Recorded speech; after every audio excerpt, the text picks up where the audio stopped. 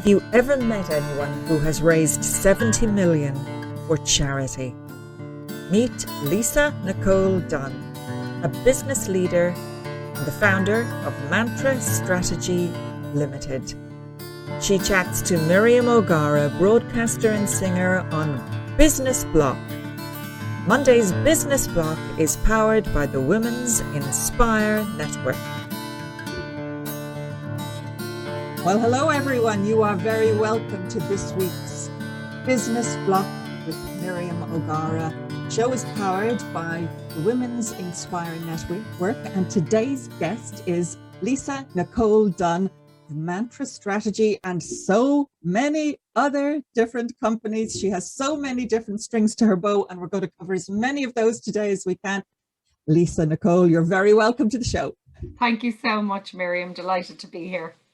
Tell us a little bit about how you've got on over the pandemic. How have things been for you? What's changed? Well, everything has changed, I guess. I've gone from being, on the M50 for a few hours a day, working in a place other than home, in the city centre, working in education as my last role, to starting my own business. So COVID presented a number of opportunities and challenges for everyone, as we know. In my case, I was working in a business that was half predominantly dependent on international students, yes, international language students as well. And so their entire business was challenged. And so I left at the beginning of COVID and started up MANTRA Strategy in kind of early summer, and have been building my business from home, which is a whole new world. My kids are used to me being gone. My husband's used to me being gone. And all of a sudden I'm here, and I'm gone from kind of being a business leader of, maybe 30 or 40 people to little old me figuring my way around. But it's been really exciting. Yeah, really. It has. So take us back. When did you first notice that you had this kind of drive, and particularly ambitious drive? Oh, well, I guess I've always been quite driven, and, obviously we get labeled quite young. I was probably a little bit bossy for a girl, and I studied really hard. I was a little bit geeky. I was the teacher's pet. I was just always driven to be good or try and be good at things. And academically, that started with me putting my head down and doing an English and history degree. And I was, the first one in my family to go to college. So it was a big deal. But at the same time, I didn't know what I wanted to be. I didn't know what I wanted to do. And I kind of fell into one thing or another, but I always worked hard. So the drive was always there. My first job in Irish Permanent, I worked really hard. I got noticed. I got fast tracked. My next job, the same. So I was always kind of driven. It wasn't like a big ambition thing. I didn't say I want to be this or do this. I mean, I thought I wanted to be a missionary. That's what I thought I wanted to be. I didn't know they were holy. I just thought they were off helping. That's what I kind of always thought. Yes. Then I wanted to be a teacher. Then I wanted to be a journalist. I hadn't a clue what I wanted to do. But I mean, I can understand the attraction of the whole missionary thing, because I know certainly I would have been at secondary school in the late 70s, very early 80s. And you had there was a glamour. There was a glamour going out, reaching out. Of course, we were in educational systems, for those watching who aren't in Ireland, which were predominantly religious run. Yeah. And there was a certain kind of almost an exotic quality to that. Yeah, and I guess it's kind of one of those things. Like, I went to a religious primary school, but then went to a non-denominational secondary. But they were very kind of giving, and their kind of ethos was very strong around kind of giving back and supporting and helping. So that's what I thought I wanted to do. I mean, I had no real sense of what that meant. And I remember people used to laugh at me, but I was like, no, I want to go and just, help. So it wasn't about religion at all for me. It was about helping on the ground somewhere. In hindsight, that's kind of where I've landed in a different way. Yes. But I've always been driven. And then I got a bit misguided along the way, I would say. Like, I took one job particularly I went for it because it was advertised with a beautiful car. And my husband at the time, my partner, he was like, you should go for that. And I'm like, I don't even know if I have the skills. He was like, you should go for it anyway. And so I found myself in a job in BMW, and I loved it, and I learned a lot. But I mean, that was not a big plan. That was just getting attracted to, you know, an advertisement, honestly. And then, yeah, sorry. How different would that have been for you? I mean, was it a drastic change at that particular phase in your life? I think it was, I was in Irish Life at the time I took that job. So actually it wasn't that different. I was doing kind of data-led marketing, you know, getting under the bonnet, understanding who your customers were. It's still kind of largely what I'm doing now, if you will. Like, how do you find more? How do you engage them? How do you keep them? That was basically what I was doing then. And I say, like, that's been the strand through my entire career is, you know, how do you make sure that whatever you're selling, whoever you're working for, and whatever you're promoting, it really is about engagement, customers, etc. So BMW was different because it was a startup, and because it was actually, I was a manager for the first time at a kind of reasonably senior level, kind of left to cut your teeth and figure it out, and away you go. It was me responsible for CRM and corporate sales and figure it out. So that was amazing. But the big change happened actually after I went from BMW. After about 4.5 years, I went into Carphone Warehouse for 1 year. And that was a very different industry. And I only spent 1 year. And I think a lot of people are very nervous to cut their cloth if it's not right for them. But I moved on from there after a year because it wasn't right for me. And I went to charity, and I kind of gave up the corporate benefits, gave up the 2 cars, gave up the perks, and decided, no, I want to work for a job that makes me feel like it's made for me. Yes. That makes me really, really impassioned. And I have never looked back from that at all. Now, I just noticed when I was reading there, gosh, they're mentioning figures of having raised something like 70 million for charity. Yeah. Oh my gosh, have we got an award for you in this country? We definitely should. That is extraordinary. There are about 800 professional fundraisers in Ireland, and I definitely didn't raise all that on my own. Like, I have managed to nurture, hire, and work with incredible teams, and we have done some super jobs for UNICEF, for Focus Ireland, for Nurture Africa was where I kind of started. Right. And yeah, way back when I was in college, I did a bit of voluntary fundraising for them.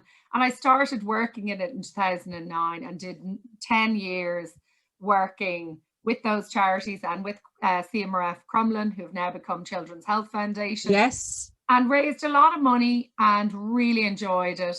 Learned a lot, hopefully empowered a lot of other people who were working with me, because that's kind of hugely the way I would work, is that actually, you know, everybody has the potential to bring a huge amount, given the right chances and given the right kind of opportunities for learning and the right culture.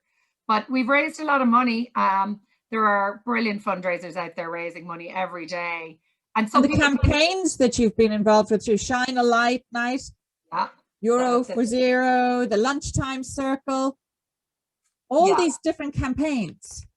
Yeah, so I suppose the big one in my career was Shine a Light Night, which was a business leader sleep out. And the first year we started it, I suppose, a few months after I joined Focus Ireland, and we managed to raise over 350 grand within the first few months. So it was amazing. And now it's raising over $1 million each year for the organization. So it's a real highlight for me. It was a really, really positive one. And it was kind of experiential. Like, it isn't supposed to be real. It's not about these business leaders really knowing what it's like to be homeless. Of course not. But it's about them kind of getting to just put themselves in the mindset or in the shoes for one night and learn about the organization. And it was very humbling for me and for everyone involved. So it was a really big hit, which is great. It's raised a lot of money over the years. Yes. The Lunchtime Circle is a slightly different thing. So I started that in 2017 because I was working in Crumlin at the time, but I had all these connections, and I feel like you don't want to keep going back to people and asking them all the time just for money. And I was a professional fundraiser, so I did do a lot of that.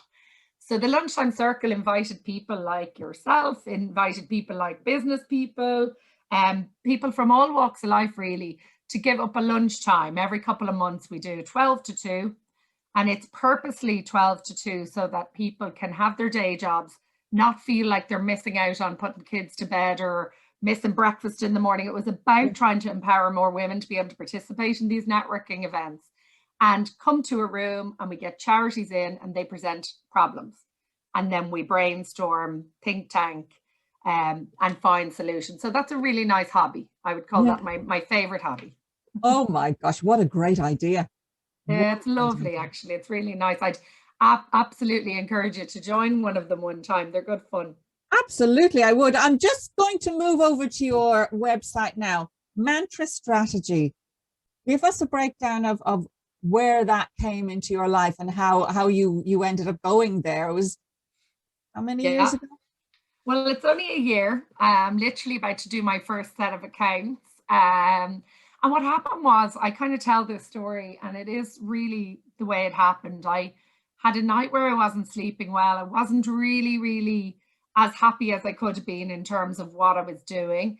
And I know what really good connection with what you're doing feels like. So I had this idea, and it kind of popped into my mind, as my daughter says, popped into my mind.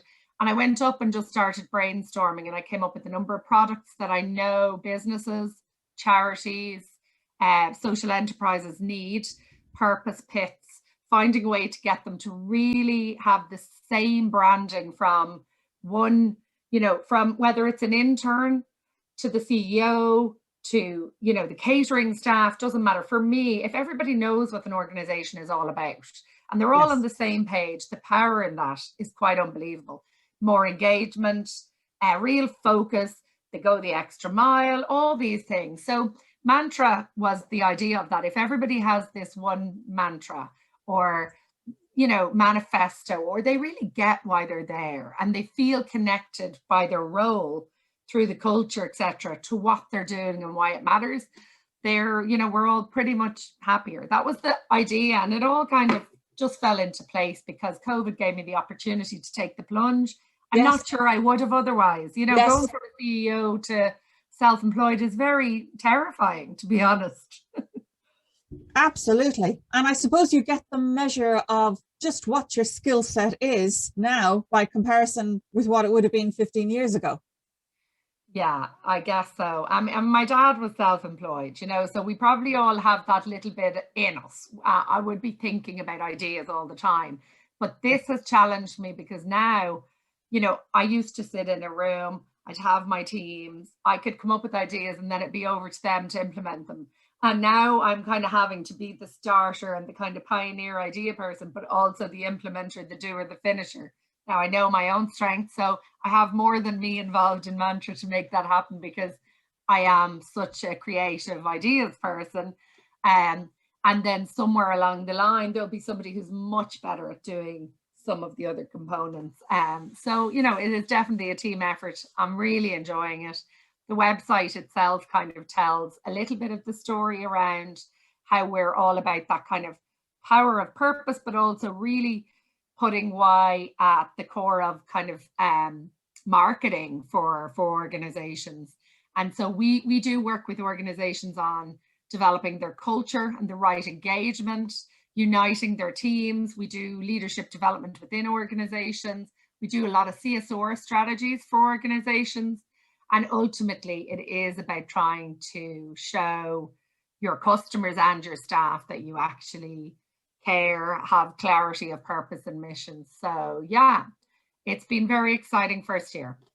There's also something quite addictive, isn't there, about starting your own company in a situation where you've got no choice and you've got to really examine your own skill set, take it to the table, get back in contact with the right people because you're going to be working at a distance. Everything's going to move a little slower.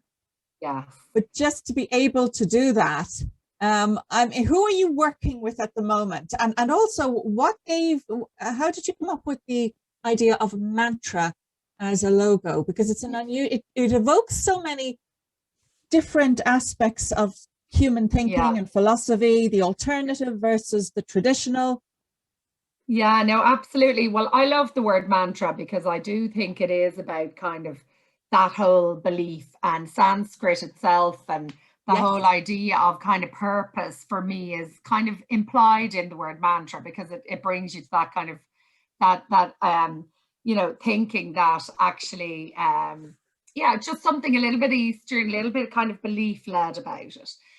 But also for me, we talk about kind of corporate manifestos or mantras, or reason for being, your raison d'etre and so on. And so the name just felt right for me. I can't tell you why, but I've always been good at naming things, and I really just felt that was right for me. And so far so good. The types of organizations that we're working with at the moment really vary. So I'm working with incredible kind of social enterprises, the Shona Project. Yes. The Shona Project is a gorgeous organization, all about kind of empowering young girls to know that there is a different, more positive narrative out there, that they are enough, that they can believe in themselves. And so it is kind of school programs and summer programs.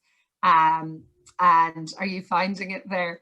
I was just going to have a look there. They have a thing called Shine Festival for all these young teenage girls to go to, where it's actually about positive role models. Actually, they're probably not listed up on my site at the moment just yet, because we're in the middle of it and I normally put them up at the end. But the Shona Project is an amazing, amazing organization. And we're also working with Musgrave.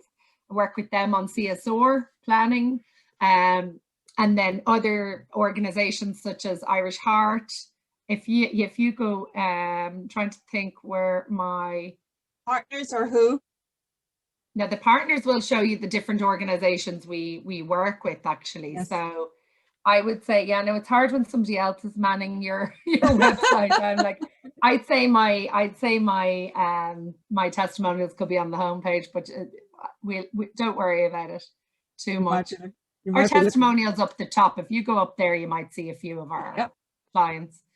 But they really vary, Miriam. Like, so I'm working with the Irish Heart Foundation, working with ISPCC, doing little pieces of work with different charities. And then kind of global organizations such as Narrative 4, who have a base in Limerick, Suicide to Survive, Samaritans Ireland. So a lot of really big charities, medium charities. Child Vision are one of my longest partners, and Tap Creation, so very creative organizations. Yes. So it's very varied, As I Am are one of my new projects, and Special Olympics. So we've a lot going on.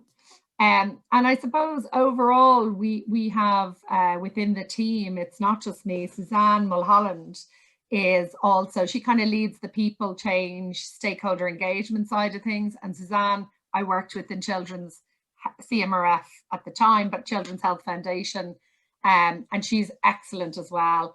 And like that, I keep saying it's like a magnet for gorgeous people and great projects. So there are a number of us working together to bring a multitude of skills. And then we've this Irish high potential startup, Exit Entry. They're one of our partners. So what they do is really interesting. They work with students to help them map out what their skills are, what their interests are, and what their natural leaning is. So what am I good at? What am I, naturally more inclined to like? Yes. Yes. It normally spits out kind of a number of jobs for them that they can do. And so we use that software with our clients to help them engage their teams, regardless of the fact they're not students. It still can help them assess their natural leaning, and work to really develop their skill set and recognize where might be the next place to go. There's Suzanne. Lovely. Yeah, and we've David O'Connor as well. So David is a brand strategist who's working with me. Actually, Mary has just finished up with me, so I'm out of date. I need to get on my website.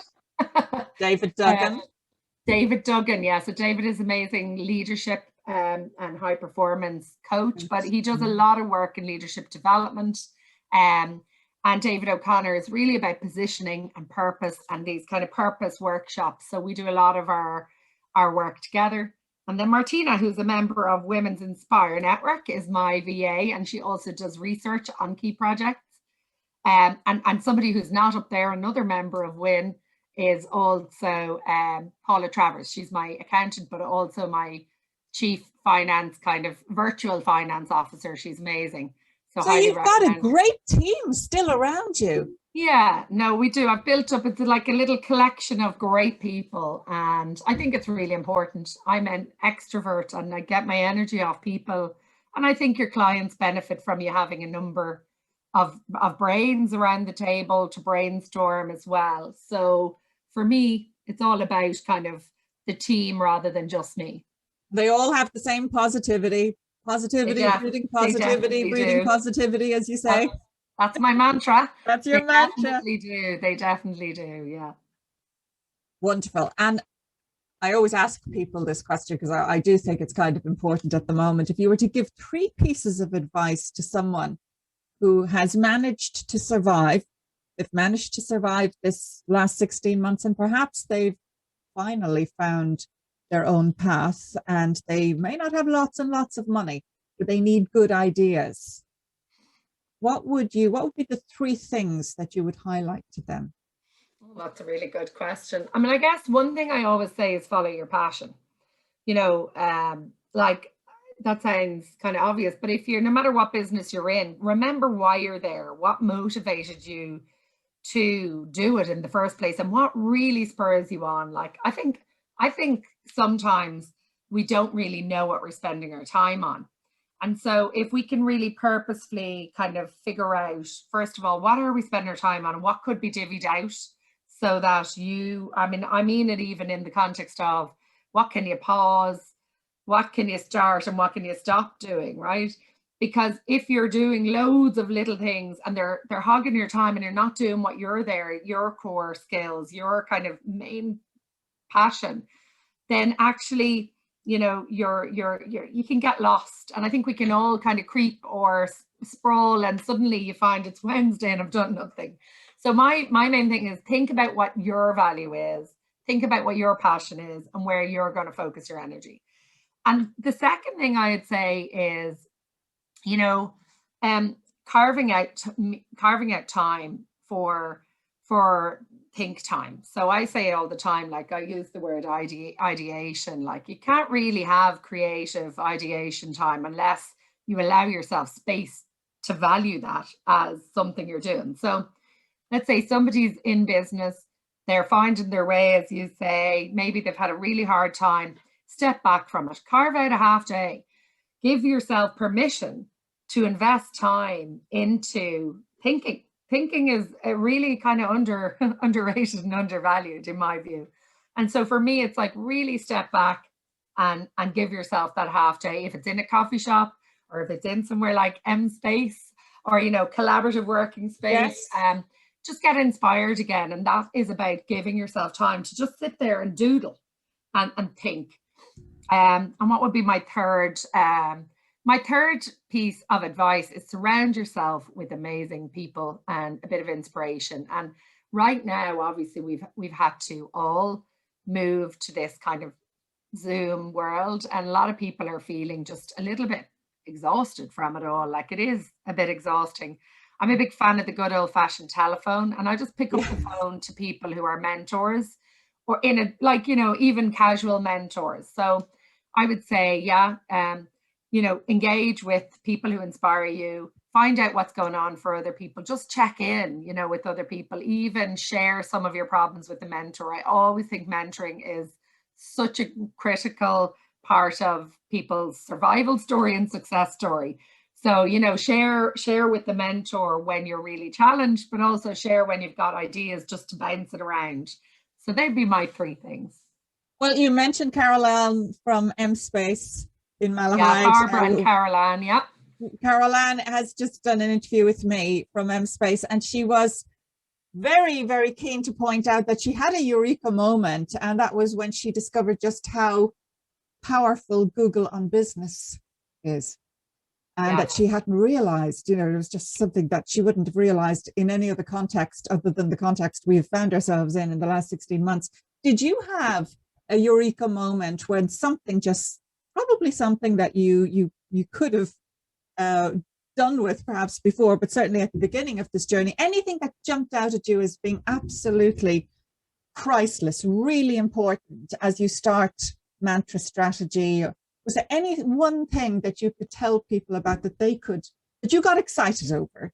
Yeah, and I mean, I agree with her, by the way, on the Google, but equally, and I'm not just saying this because you've just had Caroline on, but Caroline and Barbara, the ability for me to be able to go to M Space, a collaborative working space, as you know, I'm not a sole trader now, it's a limited company, but it's really mainly me and then people dipping in and out, right?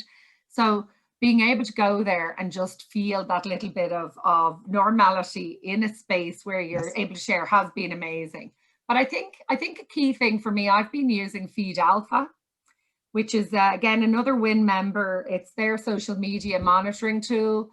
Or sorry, not social media monitoring so much as social media kind of scanning and content development and scheduling.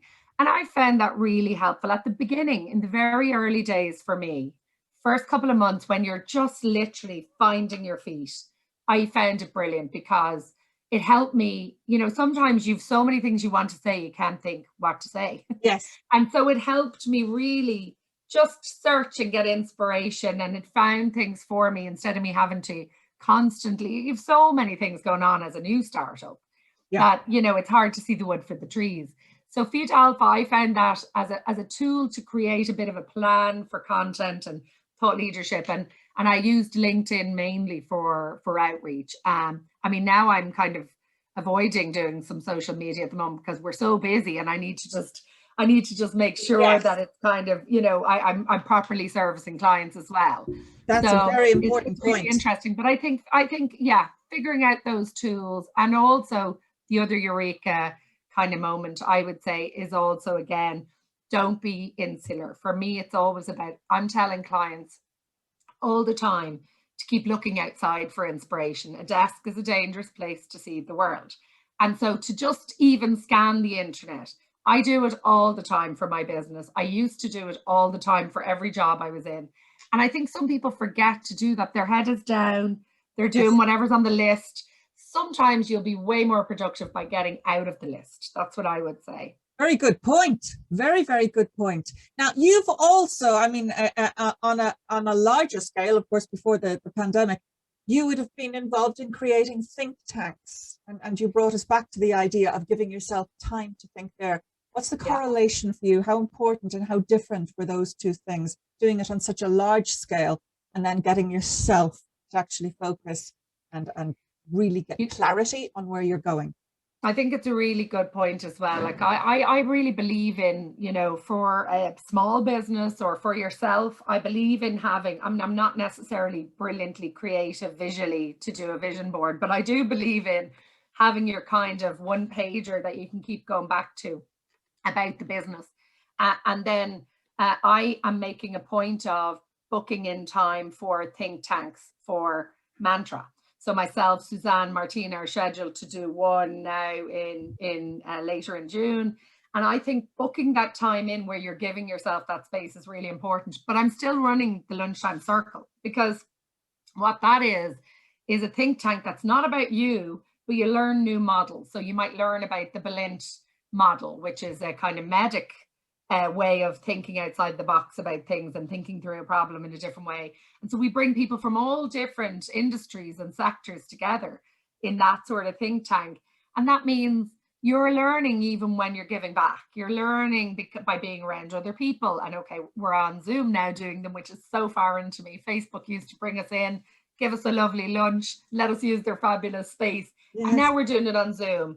And, you know, I'm making a hames of the Zoom sometimes and so on. But look, we're all human. It's still about getting together and giving yourself time to think differently, time to process things a little bit differently. And so the way we do that with the lunchtime circle, and I think there's something really solid about this for businesses as well, is we allow ourselves time to just ask questions, no answers. Just think.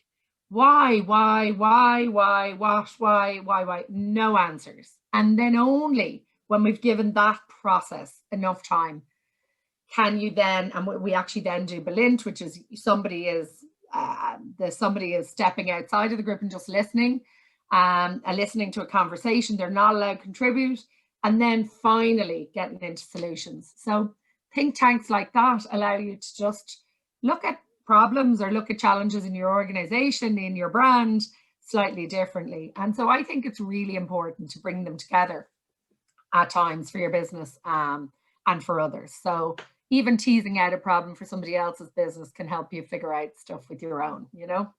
Very important point. Very important point. Listening to you, it makes me think, though, that of all the different industries that you've worked in, was there one that you felt was, by its nature, very closed off, not allowing this kind of time and not maybe open to it? Yeah, I think that's, I mean, I've had probably two scenarios along my career where I've really felt that, you know, it wasn't as conducive to proper think time. And one was kind of where it is in a kind of retail context. And so where you have a business who is absolutely on a growth trajectory and it's up against kind of time, really, it's all about short-term targets. It is hard. You're having trading meetings and it's all about, you know, what next, problem solve, fix, there's a gap over here. Okay, we've got something happening over here. So companies that have grown very fast, companies yes, that have kind of had a big expansion plan, or, you know, where there are multifaceted products and kind of programs under a portfolio or a group of brands, that can be really challenging. You know, there isn't as much structure. There isn't as much time to think because there's, you know, there are a number of pressure pots, I would say. And so, yeah, I mean, they weren't as good for me because I actually think, and I don't think it means you need loads of time to think, because like Shine a Light, I literally had it live by July. I had joined the organization in March. It's not like I needed huge amount of time to come up with something, but I think if you're not allowing the process time and space, you might come up with something that is a good quick win, but it isn't going to have legs and longevity. And so I think, you know, I think it's a really good point. For me, I know now that Mantra is a good choice for me because I'm getting to work on a plethora of different industries, sectors, company sizes, and actually adding value to many. And that really feeds my kind of desire to be doing and contributing to a number of different organizations and, you know, strategies for a better purpose, and you know, not just about profit, but absolutely about profit. And so this is a really good fit for me. But I have had a few bumps in the road. I have had, you know, a number of jobs that I didn't stick out for forever, and it didn't affect me career-wise, CV-wise, you know, because, you know, I was honest with myself. I wouldn't like to stay in a job miserable. It wouldn't work for me. Yeah, it's very toxic when that happens, isn't yeah. it? It's really, really toxic. And just to go to the Women's Inspire movement for a moment, it's a network of women. The Women's Inspire Network, started by Samantha Kelly, who is also known as the Tweeting Goddess. Now, I know she started this 10 years ago. I probably came across her when she did a program called Nationwide. That would have been about 5 years ago. And I'm sure I was very quiet on the network for a long, long time. And I will be honest, I hadn't fully appreciated how many solo female entrepreneurs in the network were, how many of them were long-standing, very experienced women, and how many of them were simply starting up in a business for the first time. I got the impression it was more the latter. I was wrong. And just on the point that you made there about adding value, I think sometimes solo entrepreneurs and small businesses who have simmered away very patiently, growing very slowly, hitting all the different obstacles in their path, they have a lot to contribute to the bigger companies too. Those bigger companies who would be sort of jumping, as you say, you know, find the problem, fill the gap, solve the problem. Absolutely. Someone who has had to be patient because they're small, had to deal with those issues, they can bring something to those other companies. And I started to see after a little while that there were so many women in that particular network who had that maturity and that skill set and that ability also to communicate all of that information to people. Yeah, no, I think it's absolutely a hive of talent and support. I've loved being part of it. I'm a member just over a year. Like, I think I joined a few months before I started Mantra. I reached out to Samantha, and I'd been kind of watching, and I'd seen her prowess on social media for sure.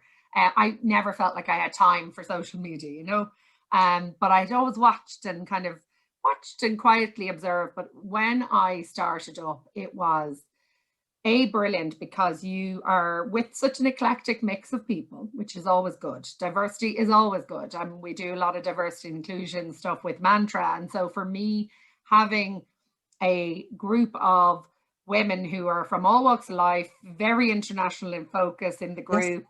And as you say, many who are on their kind of third career nearly, or, yes, you know, just starting to really go a different route, or maybe have lots of experience at it.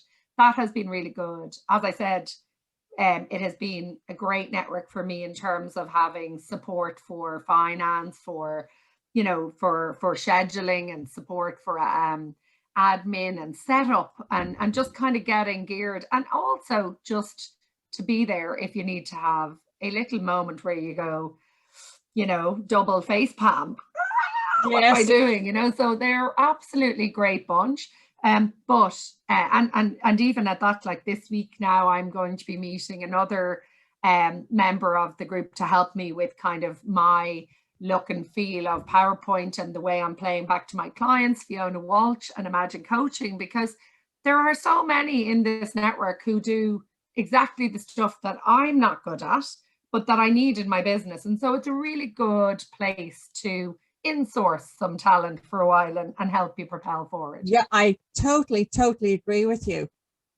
What in your opinion would be the worst form of toxicity, if you like, for the people who are working on their own at the moment? Well, what would you ask them to be aware of and just monitor around themselves? I think it's funny because, you know, when we think about toxic environments, we regularly think about in a company where there's kind of bitching, or where there's kind of, you know, negative vibe. And when you think about somebody working on their own, you don't necessarily think about toxic, you know, because you're thinking, well, you know, you're on your own. But I guess the watch point for me for small businesses or people on their own is about the narrative that they're feeding themselves. So if we all have our moments, and we can all dip, and I totally get that. But if we are constantly saying to ourselves, you know, oh, I'm not able to do this right now, or oh, I can't do that, or oh, I'm just exhausted, which by the way we might be, but if we keep saying that to ourselves, very hard to you know, bolster yourself and kind of start thinking afresh. Within an organization, and you'll see here, like, you know, within an organization, it can be very much so toxic environment can be somebody who's just a real negative voice all the time. Oh, it can be obstacles. I used to call them professional blockers. You know, people who just feel like it's their right to basically say, oh no, that's just not the way we do things. So it's easier. It's something that you find a lot. If you have a business within somebody else's business and you're doing very well, you'll often find that they block you. They're professional blockers. They could start with your car parking. They could start with any kind of thing. It's a lot of small things. Often I found, you know, and as you started this interview by saying about kind of when did you know you had that drive, I found all along the way that if anybody feels that you do have ambition, or if anybody feels that you are, you know, if for the most part people are great, but if people feel like you're on a bit of a mission, which I'm always on a bit of a mission, it's just kind of the way I'm made, you know. Yes. But if people feel that, they can often feel a little bit threatened or a little bit put out. I mean, I'm not and never have been really empire building. I've been in trying to do a good job for the organizations I work with, but people can feel threatened, and therefore you might experience negative all the time. Yeah. And my advice is, if you're experiencing that and it's something that you can pick up the phone and have a phone chat or a coffee about, to kind of deal with it and head on deal with it and say, you're kind of making me feel this way and I really don't want that, and can we find a way forward? Do it, because you don't want to be bringing it home thinking about it. But for a company who has ongoing kind of mission creep and then toxicity because people feel like they have a say in everybody else's job, I think the best way to tackle that is actually to bring it back to why are you there and what is the purpose and what's it all about. Absolutely. You've got 8 points here. And you mentioned toxicity on the 8th point there, but you also talk at the beginning, prevent mission creep. Can you explain to people what you mean by that? Can you just take us through the points, actually, because they're really good. They're really solid points to have on the homepage there. So yeah, so I guess one thing that I found is that organizations, you know, when they start up, there's a real clear sense of direction. You know, they know what problem they're trying to solve, or you know what product they believe is a real gap in the market, or whatever their offering may be. And over time, really organically, we can pivot, we can grow, we can, you know, extend ourselves business wise, or new people can come in and that can kind of bring us different directions. Sometimes without a strategy, a clear strategy based on your belief and what you're all about, that can spread too far. You can follow money instead of following your absolute core purpose. And for me, that's okay to do a little bit of it, but once you know it's actually being led by a guiding star. So for me, Mantra helps you really figure out what is that guiding star? What is the clear kind of direction of travel, and why does it matter? And once you have that, it really helps. The second point is about how you can use that then to really power your public profile. So what I mean is, you know, if you know your belief, if you know your guiding star, you can amplify your message to the market, your PR, your CSR, pick partners that are a real fit for what your goal is all about, your organizational goal, your even your personal goal. What, you know, if you're a solopreneur, you can decide what really drives you as a person. And so for me, if you want to raise your brand awareness, using your strategy and your kind of clear purpose can really amplify that. And that's point 2. On point 3, I suppose, you know, companies are starting to wake up to the fact that, you know, it really matters that you show you care about your employees, that you show you care about the environment, and that you show that you know, that your work means something and that it's not just all about money. Of course, it has to be about money, but not just all about that. And so Mantra works with organizations on their ESG goals. It helps them kind of come up with their CSR strategy. It helps them even look at kind of ethical strategies around their people and their culture.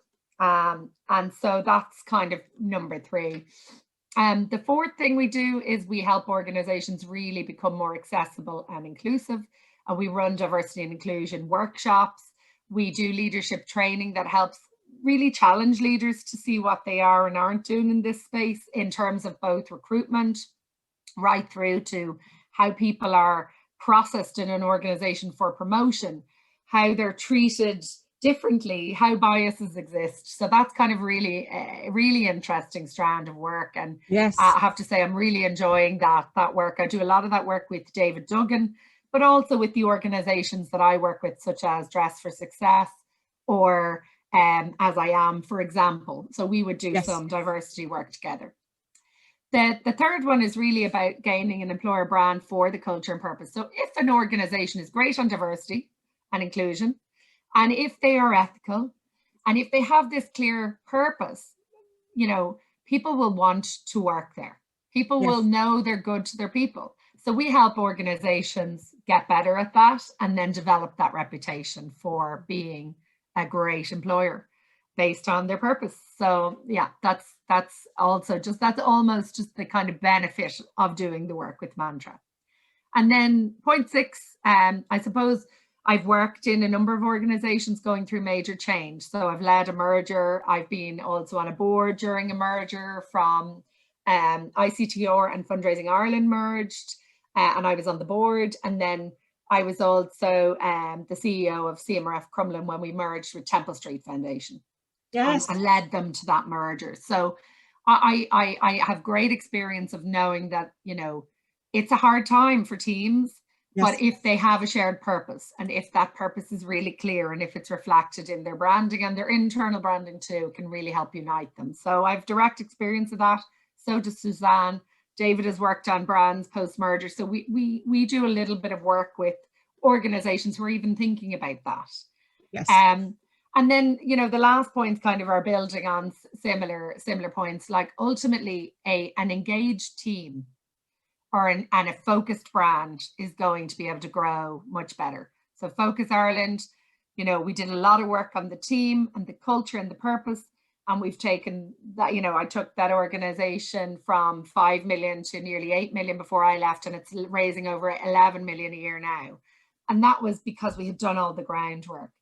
And then, you know, you can do change well without breaking people. That's what I'd say. So when I say without toxicity, you know, there's a really nice way to help people realize they're not right for a job, to performance management, to develop culture. There's a really nice way to be a leader that isn't, you know, just difficult for the sake of being difficult. And I think we try and help leaders to see that they can be great leaders.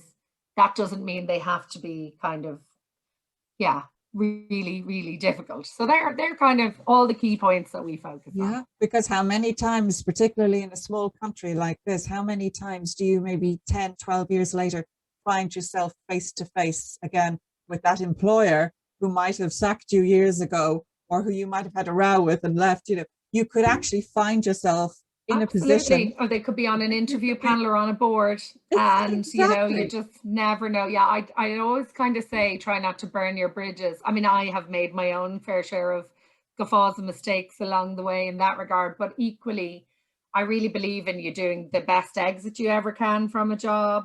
I really believe in you kind of leaving amicably, or if somebody, if your job is to manage poor performance or a bad fit, to do it in a really kind of kind and compassionate and empathetic way, so that actually everybody is able to keep their own self-worth and dignity there. So yeah, that's it, exactly. And in this world of social media these days, it is even more important, because you know, messages go around about people a lot quicker these days than they ever used to.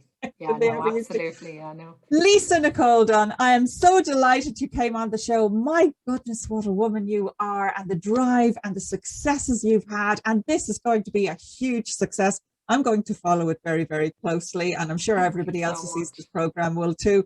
I'm absolutely delighted that you spared the time to come on the show. Oh no, I'm so happy to be here, and thank you so much for having me. Thank you so much. I tell you, it's been a minefield of tips and advice and great counsel, if you like, counseling on a number of things. And thank you so much for giving us the time today. Again, a Women's Inspire member as well. So all of you members out there, have a look at what Lisa-Nicole is doing. But also, if you are in small business, if you've just started a new project and you're a little bit lost and you're wondering, what should I be focusing on? Great advice there. Just program in, schedule in time to really think things through. Absolutely, and make sure that is part of your weekly schedule and focus as well. Very good advice. And I'm delighted you came on the show. Thank you so much, Lisa. Thank you so much. Thank you.